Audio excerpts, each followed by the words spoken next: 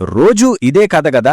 గంటల తరబడి ట్రాఫిక్లో ఇరుక్కుపోయి స్టీరింగ్ మీద చేతులు, కాని మనసులో మాత్రం ఒకటే ఆలోచన, నా జీవితం ఇదేనుకోసమేనా అని.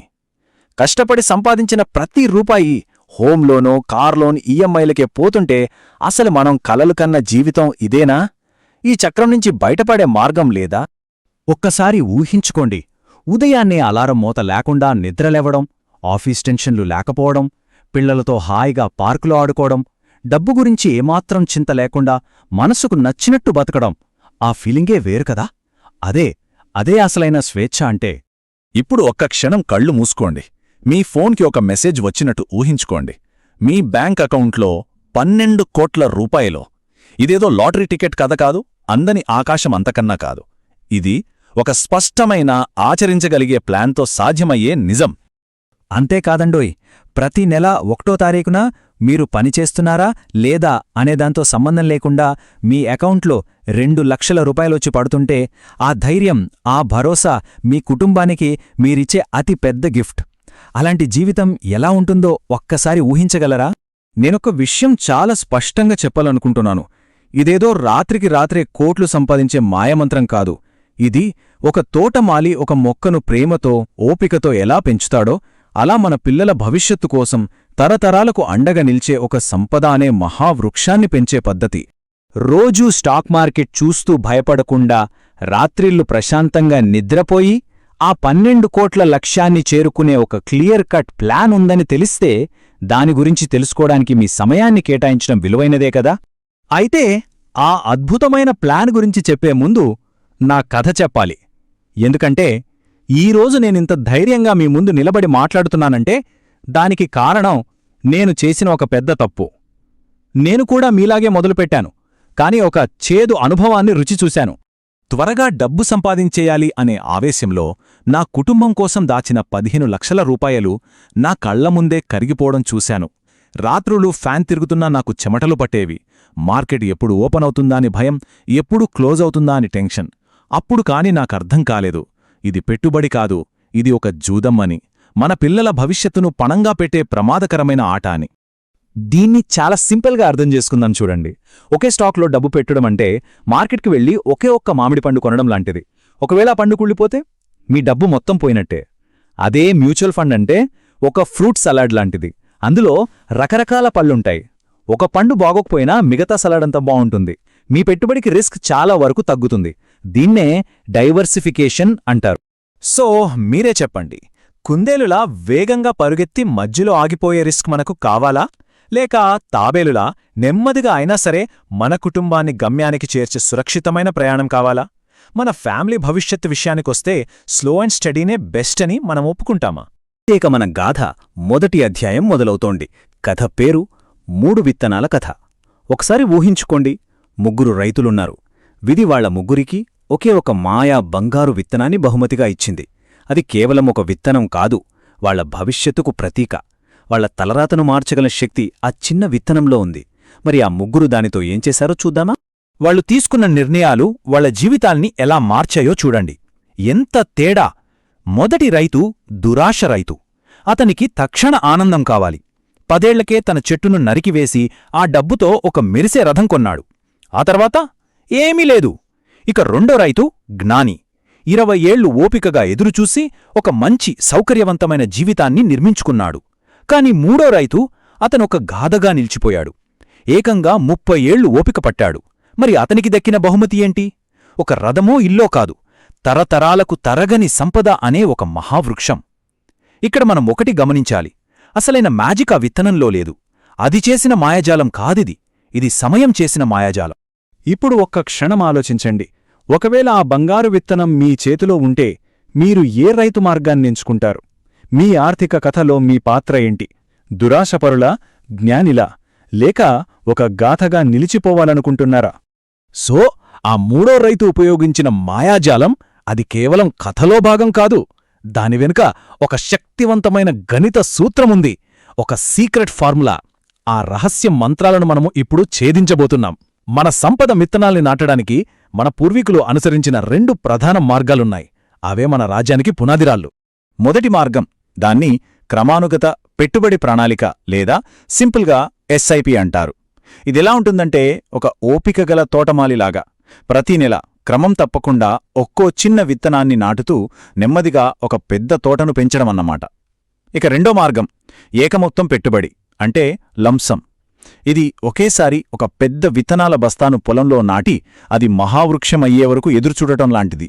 చూసారా, ఈ రెండు మార్గాలు వేర్వేరు ప్రయాణాల అనిపించినా రెండింటి గమ్యం మాత్రం ఒకటే, సంపద అనే మహావృక్షం. సరిగ్గా ఇక్కడే అసలైన మ్యాజిక్ మొదలవుతుంది. చక్రవడ్డీ, అదే కాంపౌండింగ్ అనే మహాశక్తి. ఒక్కసారి చూడండి, ప్రతి నెల కేవలం 10,000 రూపాయలు. చాలా చిన్న విత్తనం కదా, దాన్ని 30 సంవత్సరాల పాటు ఓపికగా నాటుతూ ఉంటే అది ఏకంగా 7 కోట్ల రూపాయల మహావృక్షంగా మారిపోతుంది. ఊహించగలరా? ఇదే స్థిరత్వంలో ఉన్న అద్భుతం. ఇప్పుడు మరో మ్యాజిక్ చూద్దాం. లంసం మార్గం. ఒకేసారి ఒకే ఒక్క నమ్మకంతో నాటిన 1 కోటి రూపాయల విత్తనాల బస్తా. దానికి 30 ఏళ్లపాటు సమయం అనే సూర్యరశ్మిని అందిస్తే చాలు, అది ఏకంగా 64 కోట్ల రూపాయల బంగాలు పంటను పండిస్తుంది. అన్బిలీవబుల్ కదా? ఇక్కడ కూడా మళ్ళీ చెప్తున్నా, అసలైన హీరో డబ్బు కాదు, సమయం. ఓకే, ఇది చాలా ముఖ్యమైనది. మనం సంపాదించిన డబ్బుతో జీవించాలంటే మన అసలు మూలధనాన్ని ఖర్చు చేయాలనే నమ్మకాన్ని ఇది బద్దలు కొడుతుంది. దీన్ని సిస్టమాటిక్ విత్డ్రాల్ ప్లాన్ లేదా సింపుల్గా SWP అంటారు. ఇదే అసలైన ప్యాసివ్ ఇన్కమ్కు అసలైన మంత్రం. అంటే చెట్టును నరకకుండా అదిచ్చే పండ్లను జీవితాంతం ఆస్వాదించడమన్నమాట. మీ అసలు డబ్బు భద్రంగా ఉంటుంది, పైగా అది పెరుగుతూనే ఉంటుంది. మోహన్ అనే ఒక ఐటీ ఇంజనీర్ నెలకు 3 లక్షలు సంపాదిస్తున్నా తనను తాను ఒక ATM మెషిన్లా ఫీలయ్యేవాడు. కుటుంబానికి సమయం లేదు, తనకంటూ స్వేచ్ఛ లేదు. కాని అతను తన ఫండ్స్ను 3 కోట్ల SWPగా మార్చినప్పుడు అతనికి నెలకు 1.5 లక్షల రూపాయలు రావడం మొదలైంది. పైగా అతని అసలు డబ్బు పెరుగుతూనే ఉంది. దాంతో అతను ఉద్యోగం మానేసి స్వేచ్ఛగా జీవించడం ప్రారంభించారు. ఎప్పటికీ డబ్బు చెల్లించే ఈ యంత్రం ఎవరికి కావాలి? చాట్లో నేను అని టైప్ చేయండి. దీని వెనుక ఉన్న ఫిలాసఫీ ఇదే. మీ పెట్టుబడి ఫండ్ అనేది బంగారు గుడ్లు పెట్టే బాతు. SWP ద్వారా వచ్చే నెలవారీ ఆదాయం ఆ బంగారు గుడ్లు. బాతును బ్రతకనిస్తే అది జీవితాంతం గుడ్లు పెడుతూనే ఉంటుంది. చాలా మంది చేసే పెద్ద తప్పు మొదలవుతుంది. సంపదను సృష్టించడం యుద్ధంలో సగభాగం మాత్రమే. దాన్ని కాపాడుకోవడమే అసలైన సవాల్. దీనికోసం మన దగ్గర ఒక బోనస్ రహస్యం ఉంది. చూడండి, మనం ఇటుక పేర్చి మన ఆర్థిక సామ్రాజ్యాన్ని కష్టపడి గట్టుకుంటాం. కాని ఒక్కసారి ఆలోచించండి, ఒక్క పెద్ద హాస్పిటల్ బిల్లు లేదా దేవుడు కరుణించాలి అనుకోనిదేదైనా జరిగితే మన ఏళ్ల కష్టమంతా క్షణాల్లో కూలిపోదా? అందుకే దాడి ఎంత ముఖ్యమో మన కోటను కాపాడుకునే రక్షణ కూడా అంతే కాదు, అంతకంటే ముఖ్యం. మరి ఆ రక్షణ కవచం ఏంటి? అదే term life and health insurance. ఒక్క విషయం గుర్తుపెట్టుకోండి, ఇది అస్సలు ఖర్చు కాదు. ఇది మీ కష్టానికి, మీ కుటుంబానికి, మీ వారసత్వానికి మీరు తొడిగే ఒక అభేద్యమైన ఇనుప కవచం. సరే, ఇదంతా బాగుంది. ఈ ప్రయాణమంతా చేయడానికి మీకొక తోడు కావాలి, ఒక గైడ్. నేను కేవలం సలహాదారిని మాత్రమే కాదు, మీ ఆర్థిక తోటమాలిని. అసలు నేను ఎలా పనిచేస్తానో మీకు స్పష్టంగా చెప్తాను. మార్కెట్లో 2 రకాల వాళ్లుంటారు. మొదటి రకం వేటగాళ్లు. వాళ్ళేం చేస్తారు? మీ దగ్గరకొస్తారు, ముందుగానే పెద్ద ఫీజు తీసుకుంటారు, వాళ్ల పనైపోతుంది. తర్వాత మీరు లాభపడ్డా నష్టపోయినా వాళ్లకు సంబంధం లేదు. కాని నేను రెండో రకం, ఒక తోటమాలిని. నా విజయం మీ విజయంతో ముడిపడుంది. మీరు నాటిన సంపద అనే చెట్టు పెరిగి దానికి పళ్ళు కాస్తేనే ఆ ఫండ్ కంపెనీలు అందులోంచి ఒక చిన్న పండును నాకిస్తాయి. అంటే మనం ఈ ప్రయాణంలో భాగస్వాములం. మీరు గెలిస్తేనే నేను గెలుస్తాను. మన మధ్య ఈ నమ్మకాన్ని, ఈ భాగస్వామ్యాన్ని మొదలుపెట్టడానికి నేను కొన్ని సేవలు పూర్తిగా ఉచితంగా అందిస్తున్నాను. 1. మీ పూర్తి ఆర్థిక భవిష్యత్తును మనం కలిసి డిజైన్ చేసే ఒక 1-on-1 అపాయింట్మెంట్. 2. మీ పెట్టుబడి ప్రయాణం స్టార్ట్ చేయడానికి ఒక free mutual fund demat account. 3. మీ సంపదకు రక్షణ కవచం లాంటి బెస్ట్ ఇంకా చీపెస్ట్ ఇన్సూరెన్స్ ఎంచుకోవడంలో నా పూర్తి గైడెన్స్. వీటన్నిటికీ మీరు ₹1 కూడా కట్టక్కర్లేదు. ఇక నిర్ణయం తీసుకోవాల్సిన సమయం వచ్చేసింది. గుర్తుంచుకోండి, ఇది కేవలం ఒక కాల్ బుక్ చేసుకోవడం గురించి కాదు. ఇది మీ కుటుంబ భవిష్యత్తు కోసం, మీ తరతరాల వారసత్వం కోసం మీరు నాటబోయే మొదటి విత్తనం. ఈ దారి చాలా చాలా సింపుల్. స్టెప్ 1, కింద కనిపిస్తున్న బటన్ క్లిక్ చేసి మీ ఫ్రీ కాల్ బుక్ చేసుకోండి. స్టెప్ 2, మనం కలిసి మీ ఫైనాన్షియల్ ప్లాన్, మీ బ్లూ ప్రింట్ గీద్దాం. స్టెప్ 3, ఈరోజే ఆ మొదటి విత్తనాన్ని నాటుదాం. ఇక స్టెప్ 4 మీ చేతుల్లో లేదు. మీ కళ్ల ముందే మీ వారసత్వం ఒక మహావృక్షంలా పెరగడాన్ని మీరు చూస్తారంతే. ముగించే ముందు ఒకే ఒక ఆఖరి ప్రశ్న. మీ భవిష్యత్తును, మీ కుటుంబ భవిష్యత్తును ఎవరి చేతిలో పెట్టాలనుకుంటున్నారు? మీ దగ్గర డబ్బు తీసుకుని మాయమైపోయే వేటగాడి చేతిలోనా?